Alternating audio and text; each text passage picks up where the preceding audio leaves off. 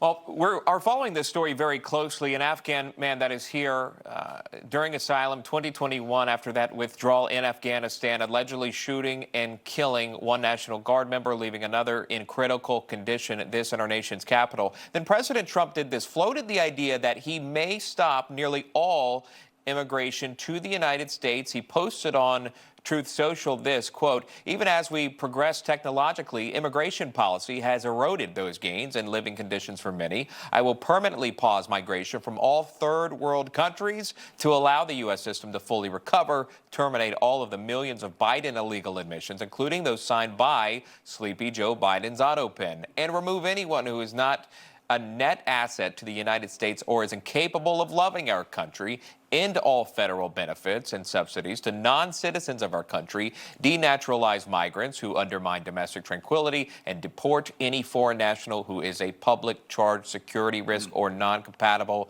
with Western civilization."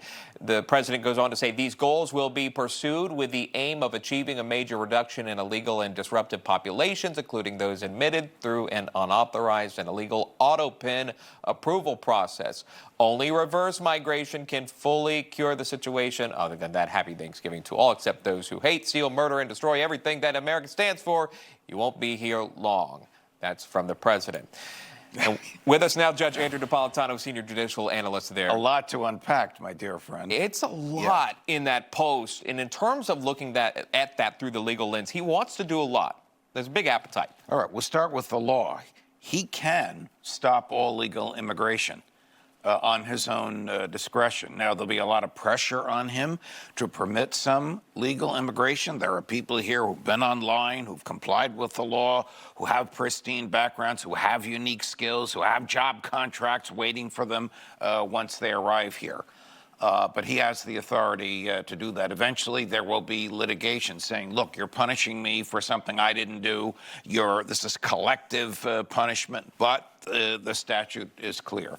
So I don't know where he's going to go with this. Can he admit in only people who love America? Well, I mean, how do you evaluate that? You'll ask them questions. You'll look at their background. Mm-hmm. This person that is accused of murdering the National Guard girl, the horrible, horrible thing. He passed all the background. He worked with the CIA. He fought with the CIA against the Taliban in Afghanistan. They rewarded him by coming here. Something happened after he came here, and we all know what he did. Yeah, radicalized here in the States, warning signs all through the years that he was here. Reportedly did not show up for check-ins, which he was supposed to do. Yeah. We didn't see that. Can the president, as he has threatened, denaturalize? So a person has become a naturalized American citizen. Can that be revoked?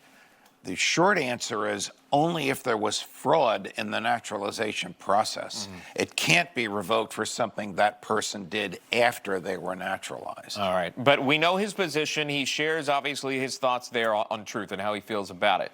Let me pivot, if I can, due to time, to Luigi Mangione, which we're watching for today. He's going to appear in court. What are we watching for? Great question. Great question. We are watching what's called a suppression motion. His lawyers have asked the judge to suppress, meaning to prevent the government from showing to a jury the gun, his notebook, and what he said at the time he had conversations with the police in Pennsylvania. What word did I not use? Arrest. That's the key here. Was he under arrest when the police were talking to him in McDonald's? If he was, then what he said to them will be suppressed because they never told him he didn't have to talk to them. If he was not under arrest, if it was some kind of a voluntary conversation that he stopped with a cop sitting next to him at a burger joint, then what he said can be used against him. A judge, the trial judge in this case, will be listening. No jury. Great observation. Thank you. Will be listening to 20 or 25 police witnesses surrounding whatever happened in the McDonald's in Pennsylvania to determine the circumstances under which they took the gun, they got his notebook, and they engaged them in conversation.